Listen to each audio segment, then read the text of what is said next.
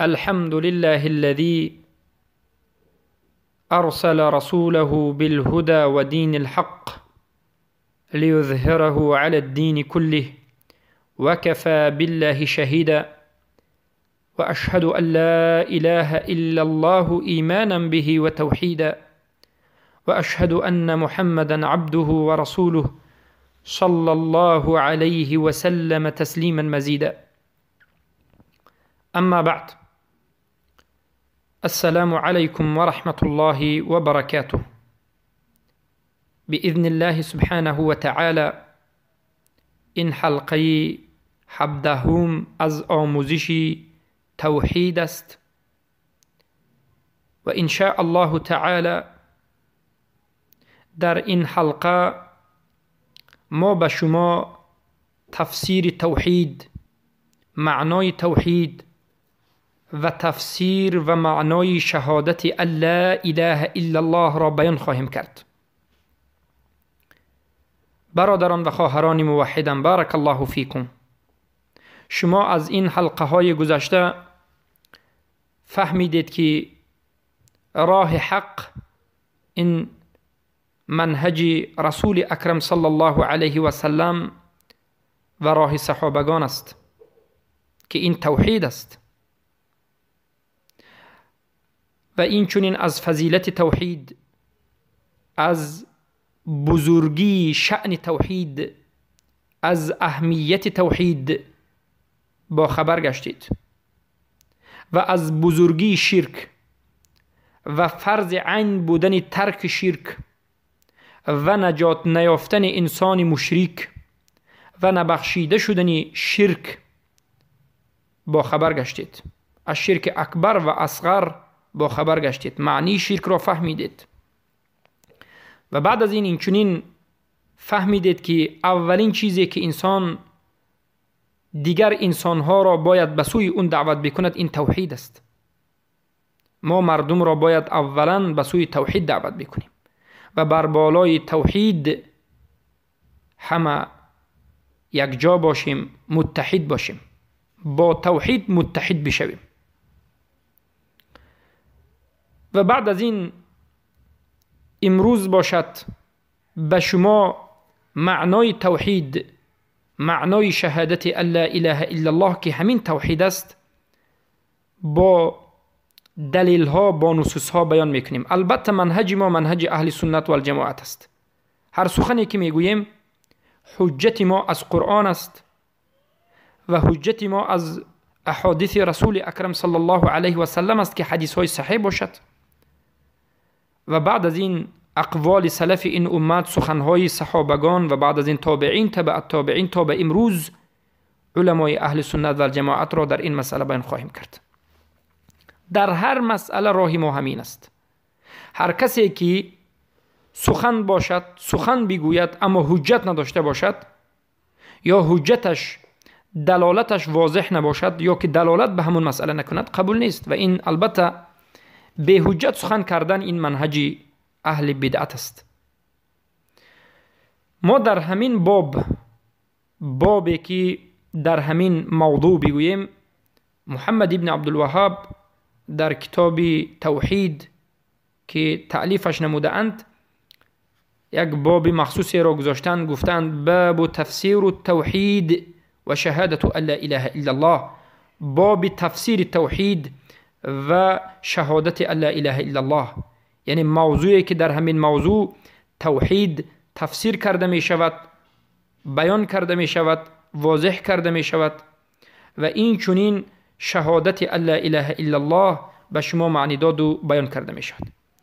و شیخ محمد ابن عبدالوهاب در اینجا 4 آیت را ذکر می کنند و یک حدیث را ذکر می کنند و با همین معنای توحید روشن می گردد که توحید چی معنی دارد.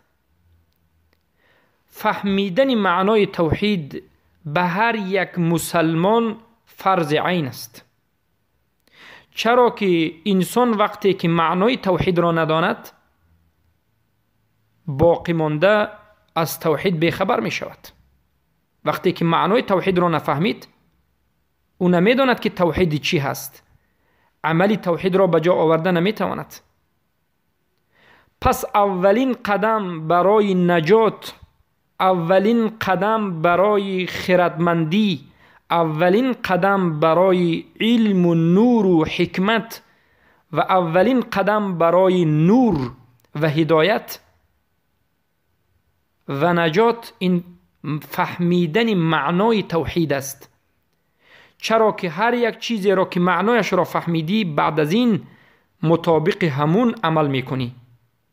اما وقتی که معنای توحید را خطا فهمیدی، توحیدت هم عملت هم خطا می شود و از جمله اهل توحید و از جمله توحید نخواهی شد. و البته ما در این حلقه به شما معنای توحید را بیان میکنیم و شاید بعد از این موضوع را تمام کردن به شما انسانها و فرقه های مخالف را که توحید را خطا فهمیده اند بیان خواهیم کرد. بارک الله فیکم. الله سبحانه و تعالی در سوره الاسراء آیت 57 میگوید: اعوذ بالله من الشیطان الرجیم اولئک الذین یدعون یبتغون الی ربهم الوسیلة ایهم اقرب. این آیت است. یرجون رحمته و یخافون عذابه. بارک الله فیکم. در اینجا الله سبحانه و تعالی بیان میکند که اولئک، کلمه اولئک این اسم است، اسم اشاره. این کلمه اولئک اسم است، همون اسمی که اسم صفت فعلی که شما در ادبیات تاجیکی هم خونده اید. هر یک زبان به خودش اسم دارد و فعل دارد و صفت دارد. اولئک این کلمه عربی اسم است، فعل نیست، صفت نیست، اسم است. اسم اشاره، یعنی یک اسمی هست که کسی را اشاره میکند و این در حالت مبتدا آمده ایستاده است، سرشوی جمله. همین اسم اشاره کی را اشاره میکند و کی را قصد دارد؟ اولئک قصدش صالحان است، همون صالحانی که پرستیده میشوند. اولئک مراد این کلمه اشاره میکند به همون صالحان، انسانهای صالح و خوبی که وفات کرده بودند و بعد از وفاتشان مردم میروند و قبرشان را عبادت میکنند و میپرستند. اولئک همونها را در نظر دارد. اولئک یعنی همان صالحانی که وفات کرده اند و مردم بعد از وفاتشان اونها را میپرستند. بله امروز وجود دارد، هر یک دهه به خودش مزار دارد و میبیند که قبر است و در درون این قبر شاید یک آدم صالح وفات کرده باشد. امروز مردم قبر پیامبر را میپرستند، قبر صالحین را میپرستند. مثلا قبر امام بخاری را میپرستند در بخارا یا که بیرون از بخارا. سبحان الله، چقدر صالحانی هستند که راضی نیستند که مردم اونها را پرستند، اما بعد از وفاتشان مردم اونها را میپرستند و بجز الله اله خود گرفته است و معبود خود گرفته است. اولئک الذین یدعون یعبدونهم او یسألونهم، یعنی آنانی که صالحینی که پرستیده میشوند، دعا کرده میشوند، وسیله گرفته میشوند، سوال کرده میشوند. یبتغون الی ربهم الوسیله، از الله نجات میطلبند، خودشان محتاج هستند. کلمه به کلمه اگر ترجمه این آیت رو بکنیم، معنای آیت کاملا این است که آن صالحانی که در قبرشان پرستیده میشوند و انسانها همون صالحان را رفته میپرستند، دانید که خودی همون صالحانی که در درون قبر هستند و شما میپرستید خودشان محتاجند بر الله سبحانه و تعالی، محتاجون الی الله، خودشان محتاج به سوی الله هستند سبحانه و تعالی. شما اونها را میپرستید، اونها باشند به الله محتاجند، به الله فقیرند. سبحان الله. پس این آیت به ما چی را میفهماند؟ از این آیت ما چگونه دلیل میگیریم معنای توحید را؟ وجه الدلاله میگویند علما. وجه الدلاله یعنی جای دلالتش در کجاست؟ علما میگویند که وجه دلاله این آیت همین است که دعای صالحین، دعای مرده ها دعا نمودن صالحین، دعا نمودن مردعها، از اونها طلب نمودن، استغاثه کردن، فریاد، یعنی از اونها طلب کمک کردن، نجات یا که فرزند یا که آمد کار یا که کشایش کار طلب کردن از همون صالحینه که وفات کردن، مرده صالح باشد یا غیر صالح باشد، از کدام قبری که انسان نطلبد یا که کسلیش را شفا طلبد و غیره، معنای توحید را نابود می کند، توحید انسان را نابود می کند و این ضد توحید است. وجه دلاله همین است. این آیت به ما همین را می فهماند.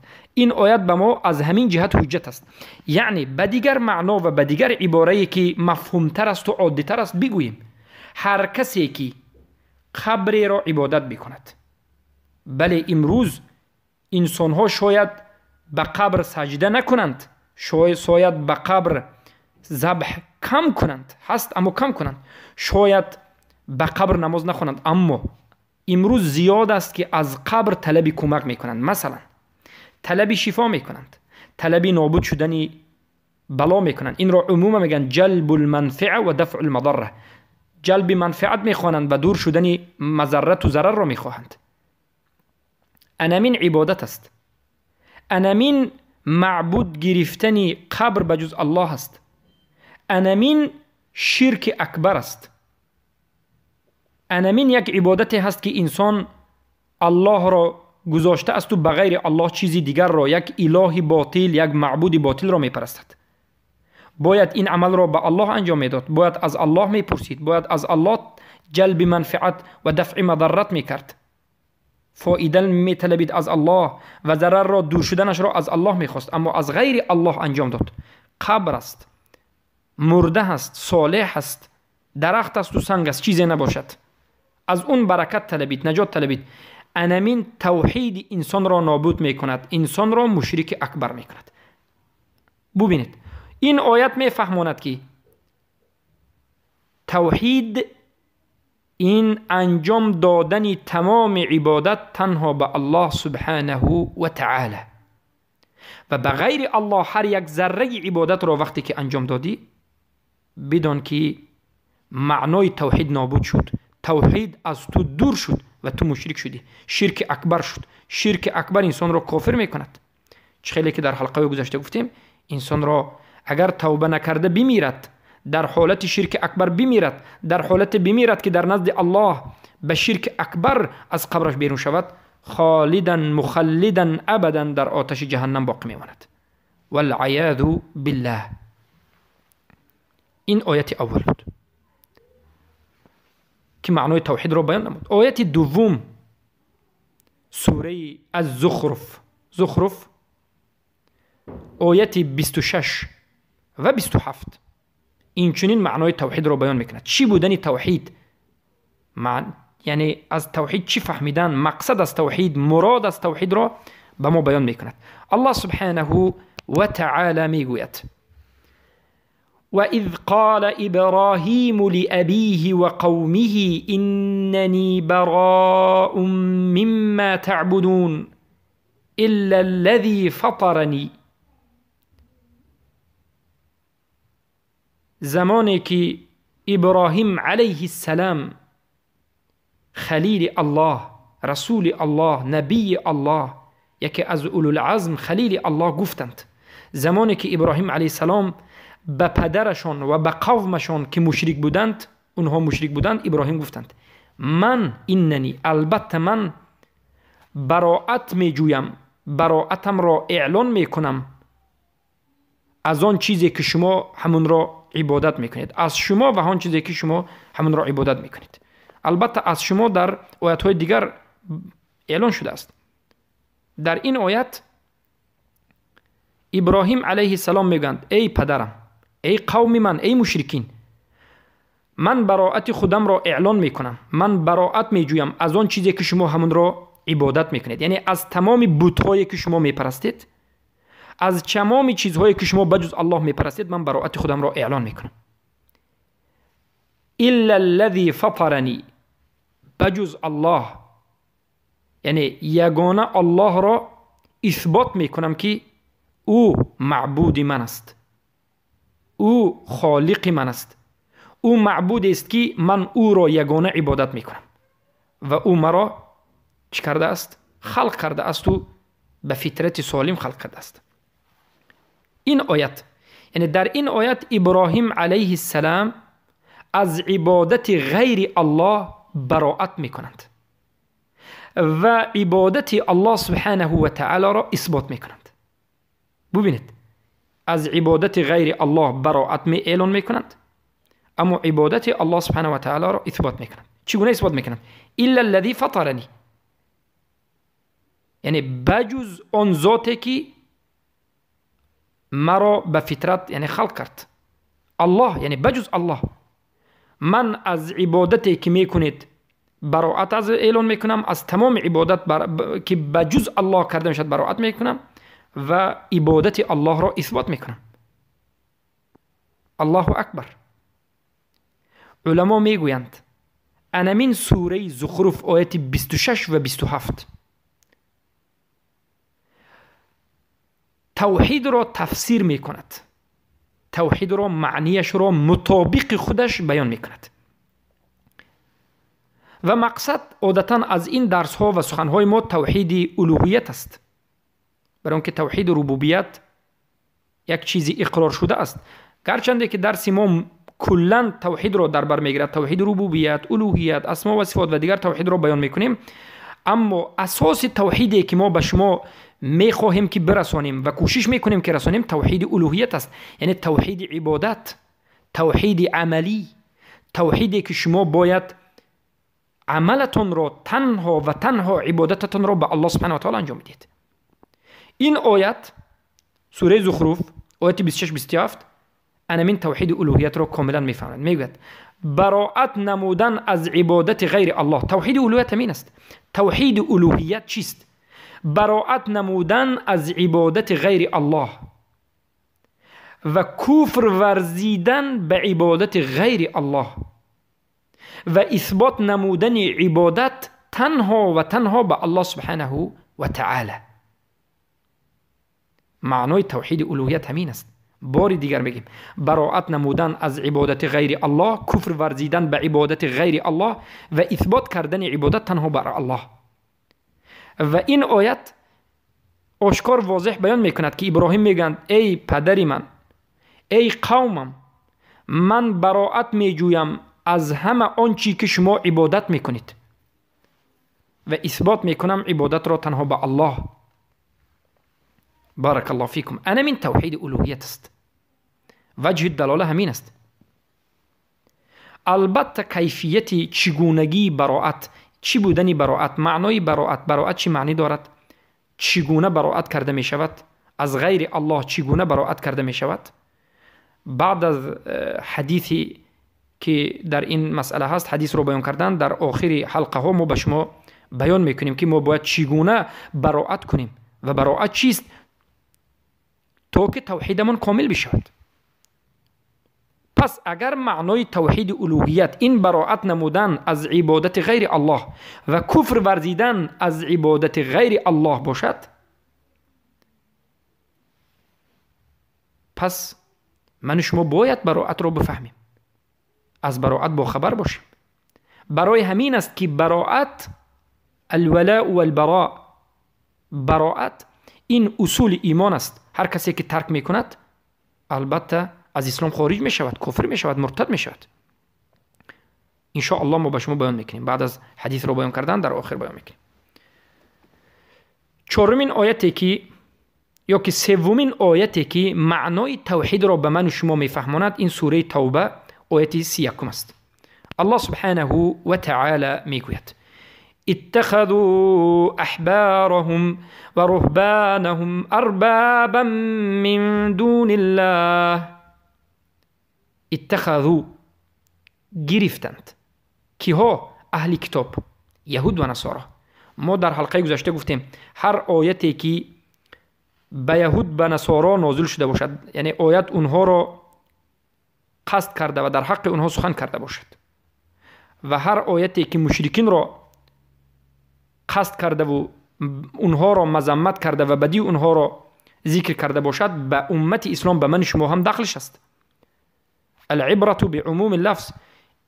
قرآن و سنت تمام لفظش به امت اسلام تعلق دارد. به کی نازل شد یا نشد به ما فرق ندارد.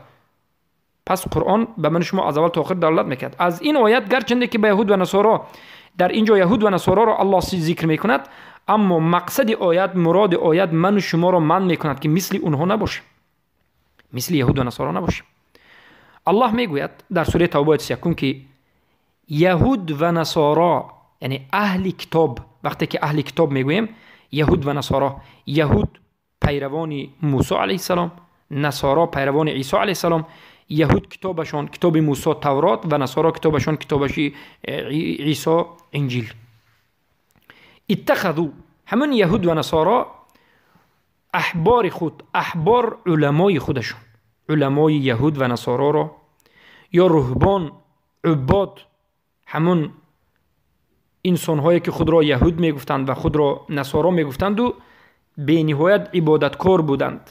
یعنی در این معبدهایشان امروز میگیم کنیسا، در درون کنیسا میساندند و عبادت میکردند. همینها را یهود و نصارا علمای خود را، زاهدان خود را ارباب بجز الله گرفتند. ارباب چی؟ یعنی رب گرفتند. رب به کدام معنا؟ متصرف. ارباب من دون الله. یهود و نصارا علمایشان را، زاهدانشان را رب بجز الله گرفتند، مشرک شدند. رب یعنی معناش متصرف. ارباب معناش رب است، رب معناش متصرف است. یعنی چخیل خواهد شریعت را یا طبیعت را به خواست خودش تغییر میدهد. رب همین متصرف است. به معنای این که علمایشان را، یعنی عابدشان را، زاهدشان را همچنین قرار دادند، همچنین گرفتند که شریعت را چگونه که اونها خواهد، به کدام طرفی که خواهد میکشد، شریعت را تغییر میدهد و مردم هم پیرو شدند. یهود و نصارا علمایشان هر چیزی که حرام بود خواهند حلال میکردند و هر چیزی که حلال بود خواهند حرام میگفتند. و مردم هم، یهود و نصارا مردم هم همین علمایشان گفتنش به اطاعت میکردند. نمیگفتند که ای عالم، ای عابد، ای زاهد، تو چرا حرام کرده الله را حلال کردی؟ تو چرا حرام الله را حلال و حلال الله را حرام کردی؟ ما به تو اطاعت نمی کنیم، چرا که تو موافق الله گفته اش سخن نمی کنی، تو مخالف هستی؟ یهود و نصارا نگفتند، بلکه خاموش علمای خود را، زاهدان خود، پیشوایان خود، امامان خود را اطاعت کردند. گفتند خیر، عالم حلال را حرام کرد، هیچ گپ نمی اطاعت میکنیم. حرام را حلال کرد، اطاعت کردند. پس انمینها توحیدشان نابود شد، مشرک شدند. چرا که علمای خود را، پیشوایان خود را به درجه الله رسانیدند. الله یگانه ذات است که حرام میکند و حلال میکند و دیگر هیچ کسی حق ندارد.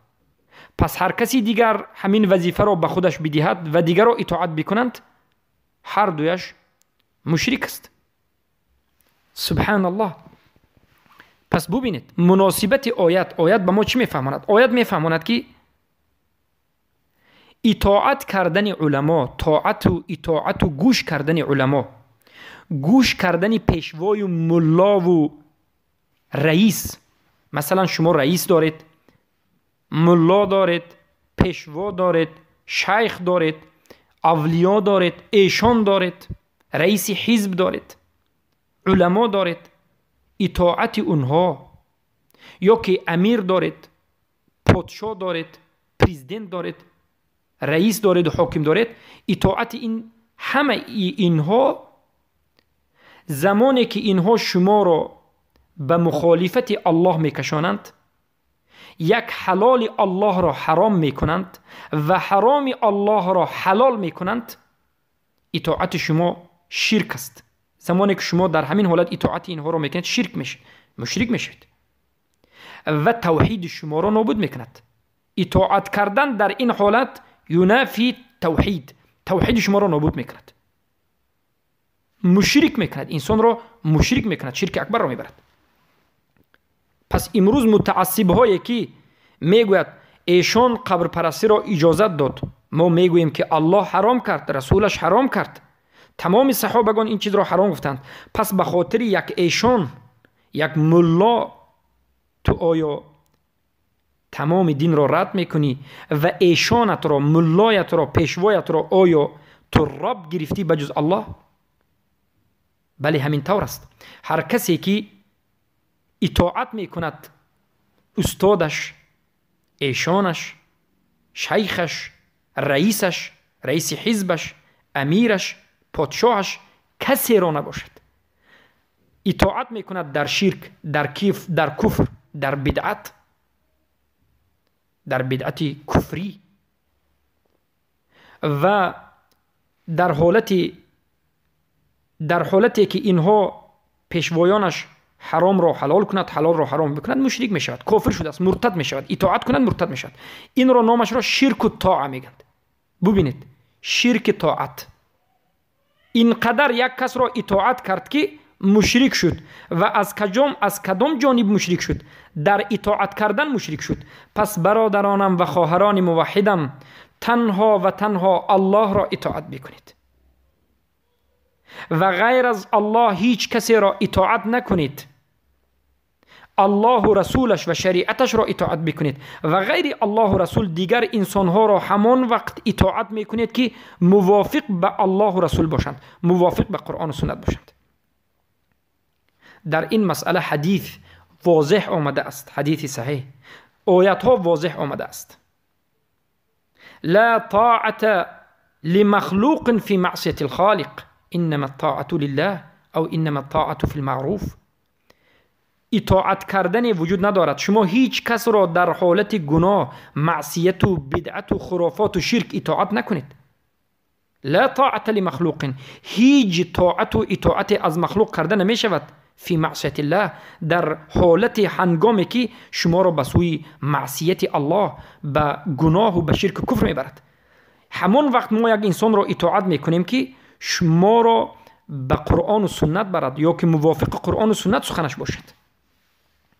پس ای حزب پرستان، خواه حزب نهضت اسلامی تاجیکستان باشد، خواه حزب دیگر حزب باشد، دانید که شما وقتی که اطاعت میکنید به مخالف قرآن و سنت، شما همین حزبتان و همین رئیستان را رب گرفته اید، ارباب خود گرفته اید، متصرف گرفته اید و شما مشرک شده اید. و عیناً همین قصه یهود است. ببینید در حدیث صحیح مسلم آمده است.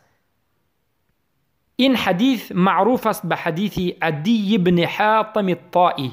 نام حدیث نویسید، ببینید، کوبید، سوال کنید که حدیث چیست. حدیث عدی بن عدی پسر حاتم طائی. قصه چه خیلی است؟ عدی بن حاتم الطائی مسلمان میشد. عدی مسلمان میشد، به نزد رسول اکرم صلی الله علیه و آله میآید. یهود بود، مسلمان میشد. رسول اکرم صلی الله علیه و سلم میگن که شما در حالت یهود بودن، وقتی که یهود هستید یا که یهودها علمای خود را بجز الله عبادت میکنید، علمای خود را بجز الله اله خود، معبود خود گرفته اید، مشرکید شما. یعنی به دیگر معنا بگیم یهود و نصارا شما مشرکید. چرا که علمای خود، پیشوایان خود، امامان خود را شما عبادت میکنید بجز الله، الله را ترک میکنید، پیشوای و امام خود علما را میگیرید. عدی بن حاتم میگویند ما نعبدهم، ای رسول اکرم صلی الله علیه و سلم، ما پیشوایان خود را، علمای خود را، زاهدان خود را عبادت نمی کردیم، ما فقط الله را عبادت می کردیم. رسول اکرم صلی الله علیه و سلم می گویند آیا شما همچنان نبودید که اذا احلوا شیئا احللتموه و اذا حرموا شیئا حرمتموه؟ شما در همین حالت نبودید که علمای شما، پیشوایان شما اگر یگان چیز را حرام گویند شما هم موافق میشدید و حرام میگفتید، و اگر یگان چیز را پیشوایان شما حلال گویند شما هم حلال میگفتید، گرچنده که این مخالف قاعده الله، شریعت الله باشد؟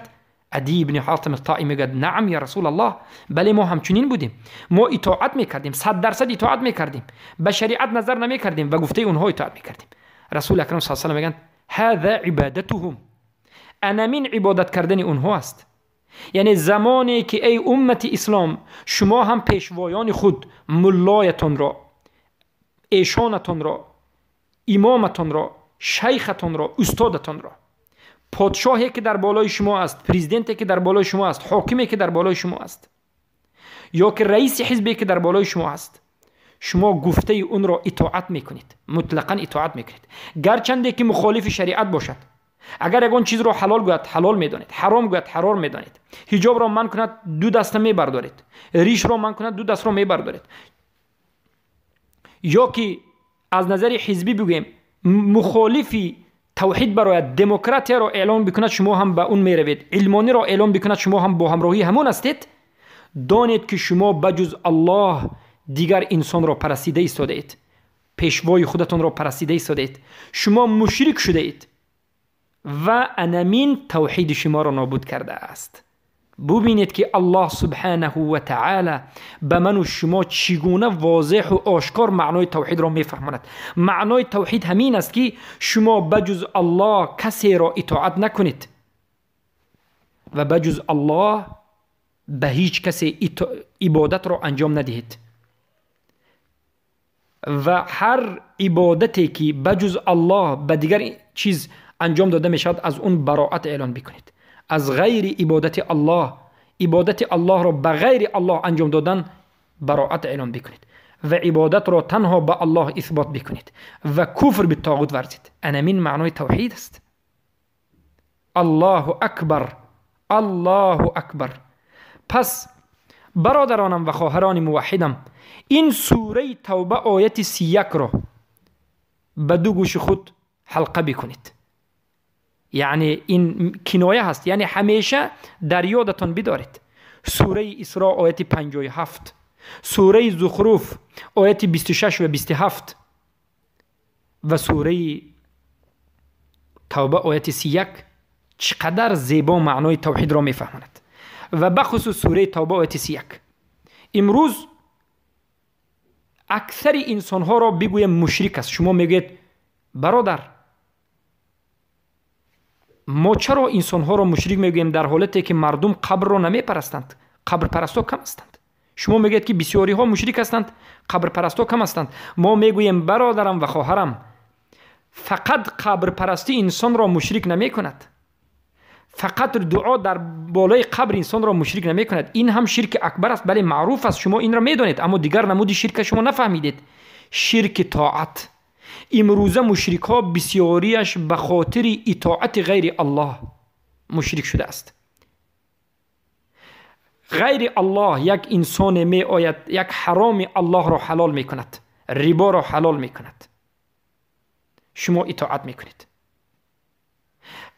حلال الله، امر الله را حرام می کند، حجاب را منع می کند، اطاعت می کنید.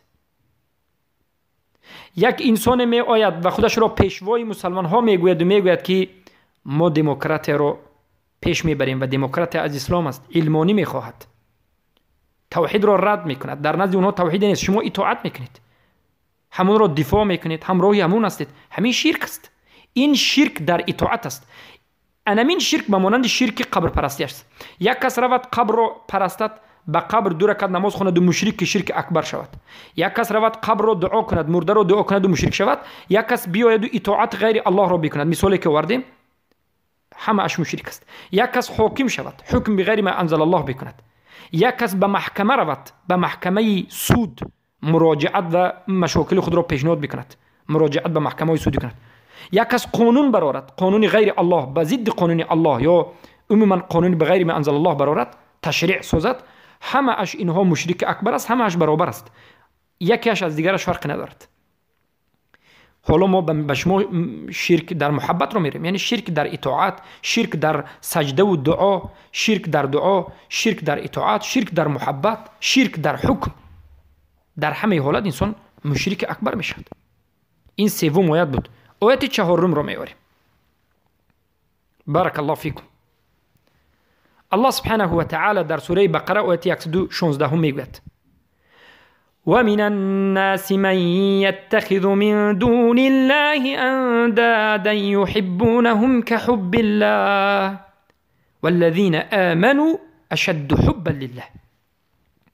ومن الناس و من تبعیضیه است، یعنی بعضی از مردم، من تبعیض یعنی و بعضی از مردم کسانی هستند که بجز الله چیزی دیگری را، انداد را به مانند الله دوست می دارند.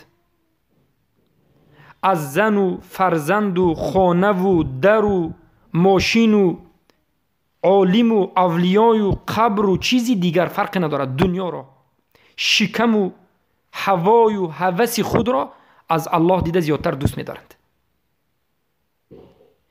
یا که زیادتر نه، در اینجا می بخشید که حب الله، که تشبیه هست بمانندی، یعنی برابر الله دوست می دارند.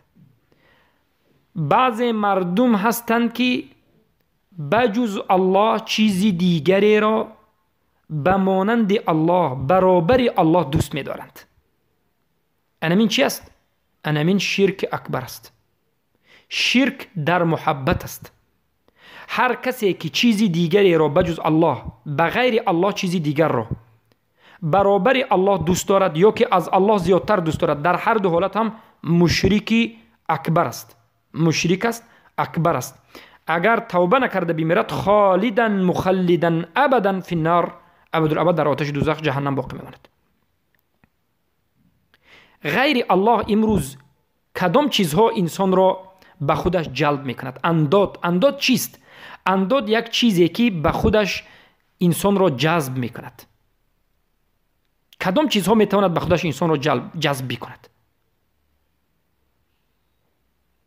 و بجز الله انسان بپرستش؟ دنیا، خانه و در، زن و فرزند، بایگری، نفس، هوای و هوس، منصب، پول و مال این دنیا، همین چیزها هست که انسان همین چیزها را برابر الله دوست داشتنش ممکن است. الله یک چیز را حرام کرد، اما نفس شما، هوای هوس شما غلبه میکند بر شما و همون حرام کرده الله را انجام میدید. شما دانید که البته در اینجا شرک اکبر نباشد هم شما به شرک اصغر واقع شدید، بله البته حالتهای خود را دارد، شرک اکبر و شرک اصغر. یک انسان را از الله برابر الله دوست داشتید و گفته های اون را که مخالف قرآن و سنتش به جا آوردید. حزب را برابر حزبی که شما در اون حزب هستید برابر الله دوست داشتید. هر چیزی که حزب صادر کرد حرام است، حلال است، اطاعت کردید. زن و فرزندتان را از الله زیادتر دوست داشتید یا که برابر الله دوست داشتید و به خاطر زن و فرزند خود دین را ترک کردید، توحید را نمی آموزید، عمل نمی کنید، به خاطر همه اش این که زن و فرزند شما زندگی بکند و به خاطر منها مشغول هستید. یا الله،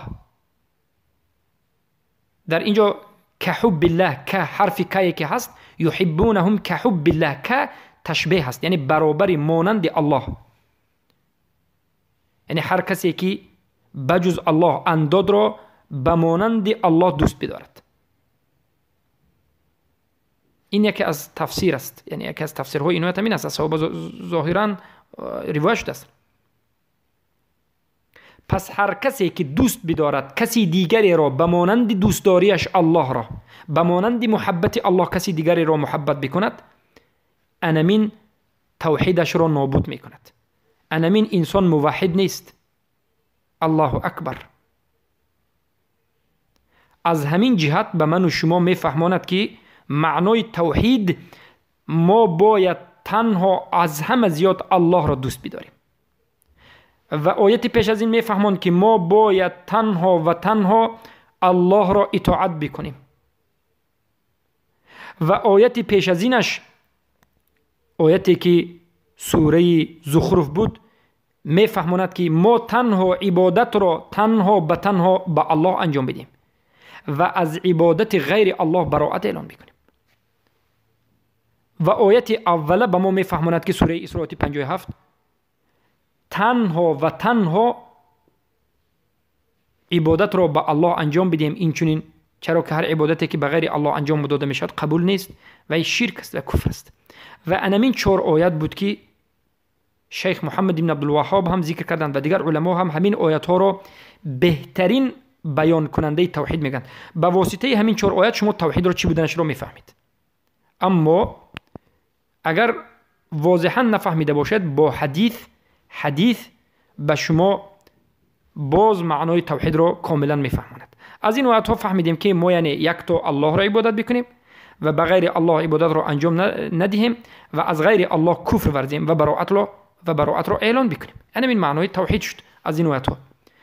و باذن الله سبحانه و تعالی در حلقه آینده به شما برای بیان نمودن معنای توحید حدیث ها را ذکر میکنیم و البته حدیث ها و بعد از حدیث مسائلی که در این باب هست